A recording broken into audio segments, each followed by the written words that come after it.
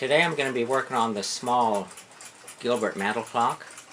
Let's take it over to the bench and see what's going on with it. As far as any markings on the case, on the bottom it has a 4226 stamped in there, and then it also has Made in USA stamped on there. And it's missing one of the brass feet. So let's go ahead and pull the movement out of this.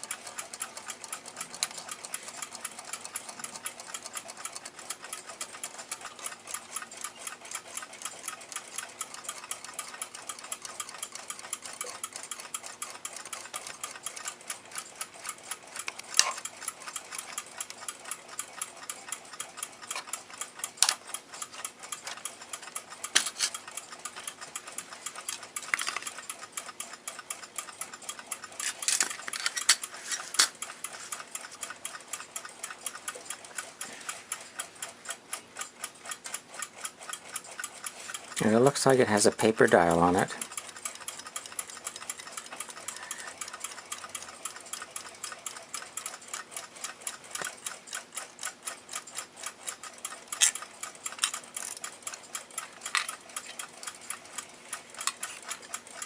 I'll go ahead and let the mainspring down. I don't see any markings on the plates other than Made in USA. So I'll remove that balance wheel and hairspring before I do much more to it.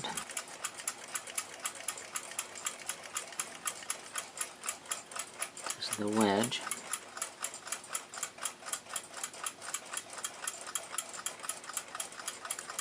Now we can loosen this up until the balance drops down.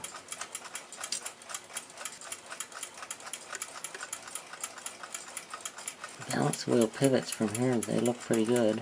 The oil has turned to grease. And we'll set this aside though so it doesn't get damaged. So now that I've got the mainspring let down, understand why it may have been stopping. That mainspring, when I let it down, was real catchy, so I suspect that the oil has turned to grease in there. And now I can go ahead and kind of check the pivots before I dismantle it. But I see the third wheel has a lot of movement in here. The fourth wheel right here looks severely worn, and the escape wheel be right there. There's quite a bit of movement in there. And the oil itself in this movement looks like it has dirt mixed with it, and it looks like it has turned to grease. The oil has turned to grease in this movement, so I can understand why the movement was not running continuously. The plates are real nice gold gilt. We'll get this pulled apart and cleaned up and get the pivots polished and then check those holes there again. But just looking at the condition of the holes in there, the way the pivots are loose, I'll probably be putting in a few bushings in this particular clock.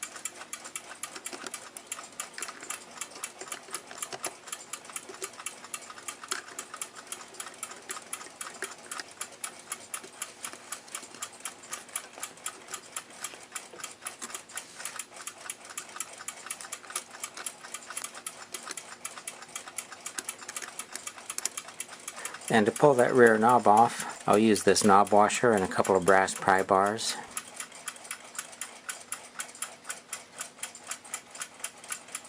Just equal pressure on both sides, and by using those brass pry bars you end up not marring up the knob. So now the rear plate can come off. Now you can just see how much that oil has turned to grease. Little chunks of stuff in here. And the oil has crystallized here. Oh, look how dry it is. Yeah, the oil has is crystallized. It's really dry. I'd say it's a very good reason we pulled this apart. Even if there's a hair here too, wrapped itself around that pivot. Yeah, it's always best to pull these apart to clean them. It's you get a real thorough cleaning that way. Here's the cup bearing. It's so dirty. So that's the rear plate. Pallet fork. Escape wheel. third wheel, fourth wheel, mainspring. We'll be pulling that mainspring out of there and cleaning it.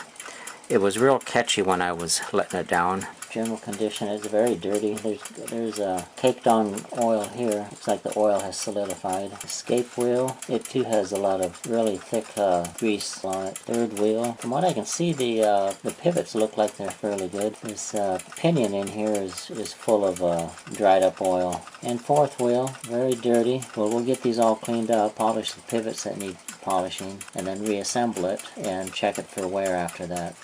So, polishing these cone bearings for the balance staff.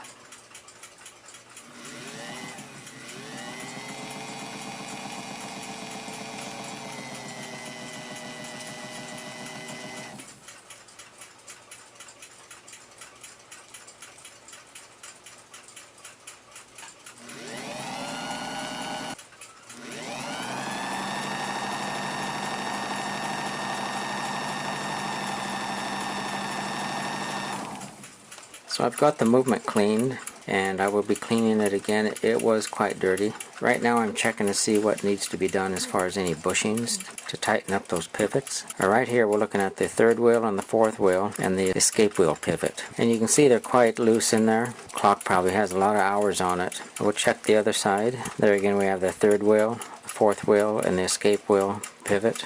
They also look quite loose. So right off I'm going to install 6 bushings, and then we'll check things again and move forward from there. So I've marked the holes that are egg-shaped and that need bushings. The next step is to file the hole round.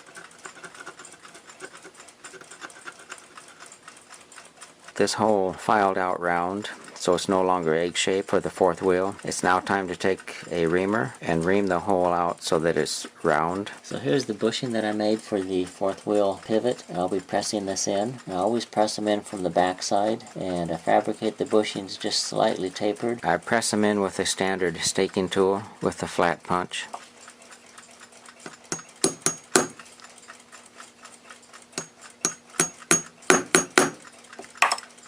Once the bushing's installed, we'll need to broach the hole out.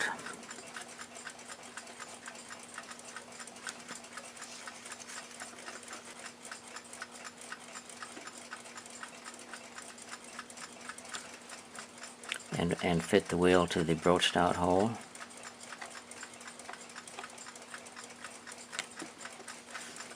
So I've got the fourth wheel bushing installed, and it seems to fit up just fine.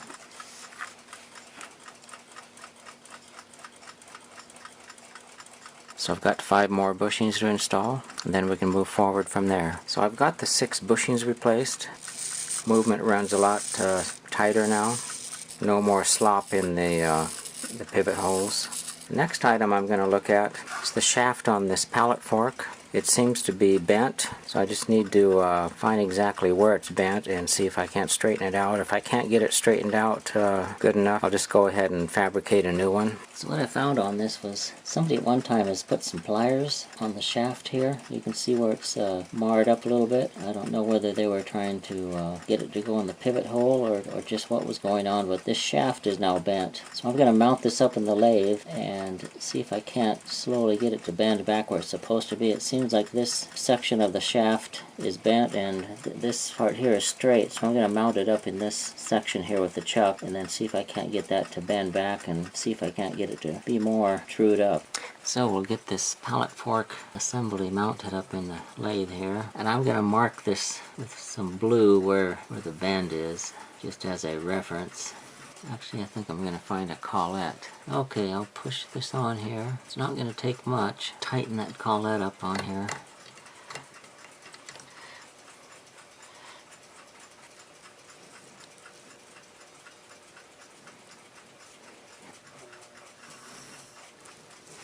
Now I need to look at this end here. This will tell me which way it needs to bend. And so I'll focus on this end right here, see if I can't get that to bend without it breaking, hopefully.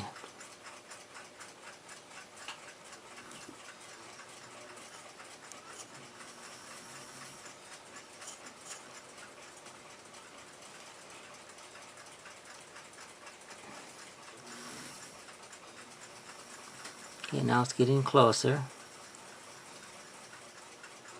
So I ended up putting a dead center here. I lined it up with the end of my shaft I have sticking out there. Right now that looks good. I'm going to take that lathe chuck off of there and see what that pivot looks like.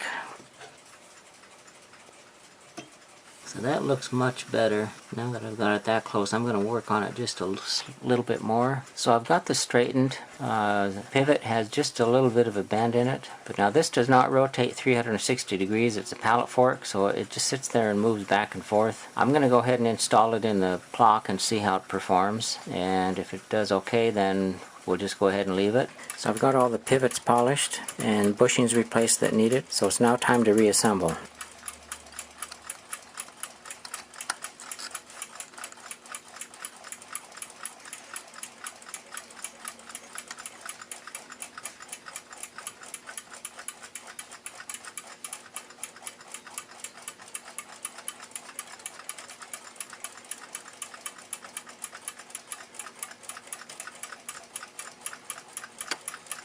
The mainspring gets to just 3 little drops and it'll soak in and spread out once it winds up. So I've got the balance all cleaned up. I'm going to go ahead and polish the pivots and then install it and see how it works. And while it's out, I may even put it on the poising tool just to see how well it is balanced. So I've got the pivots polished on the balance staff. It's now time to install the hairspring. And I'll be using the staking tool to press it down.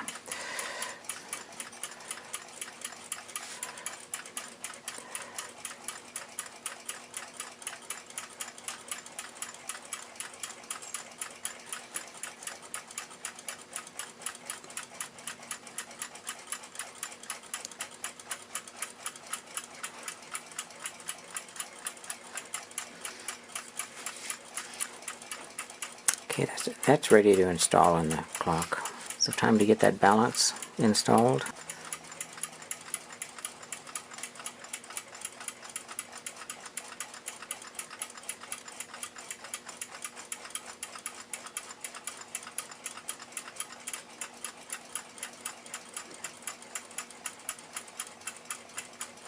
Okay, I got the balance wheel mounted. I'm going to go ahead and let the mainspring down now.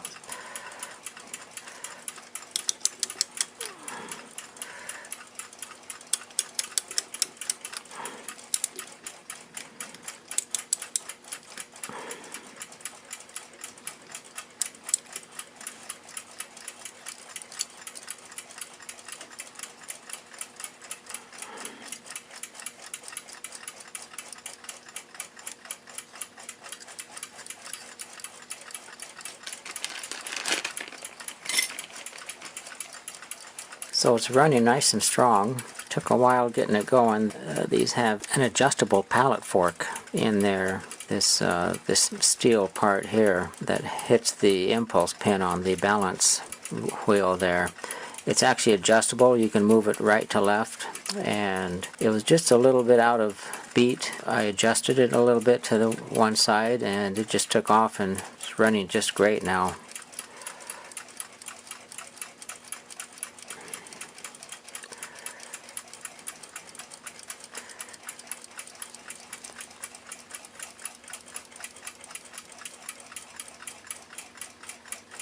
So I'm going to go ahead and put it back in the case.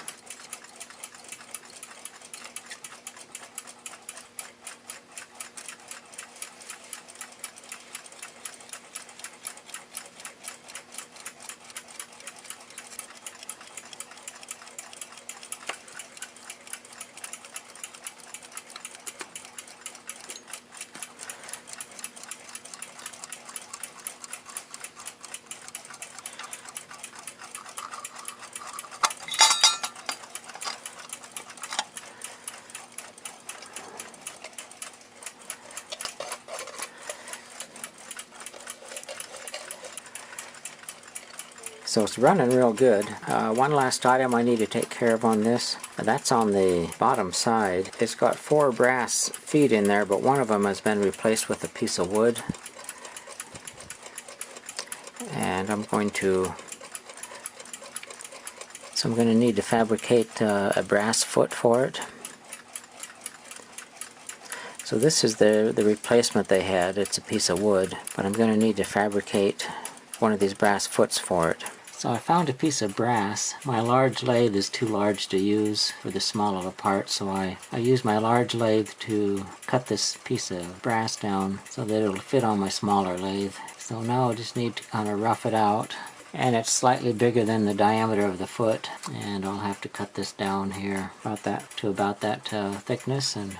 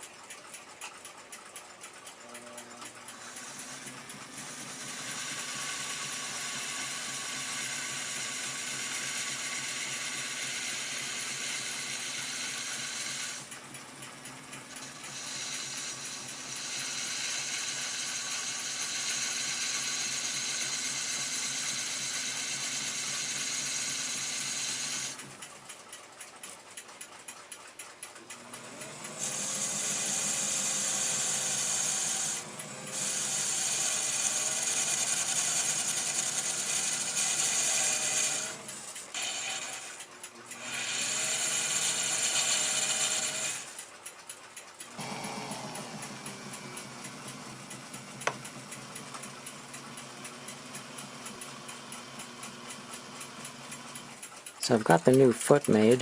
It looks pretty close to the original.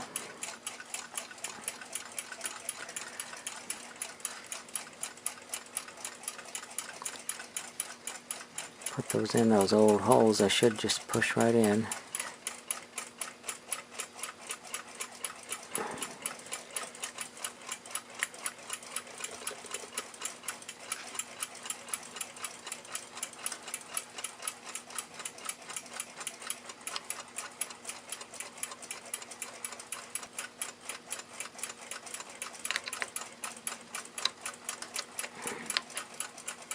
So that replacement foot looks real nice on there. It'll need to get some age on there for the patina to be the same as the rest of them, but in time it'll be pretty much indistinguishable.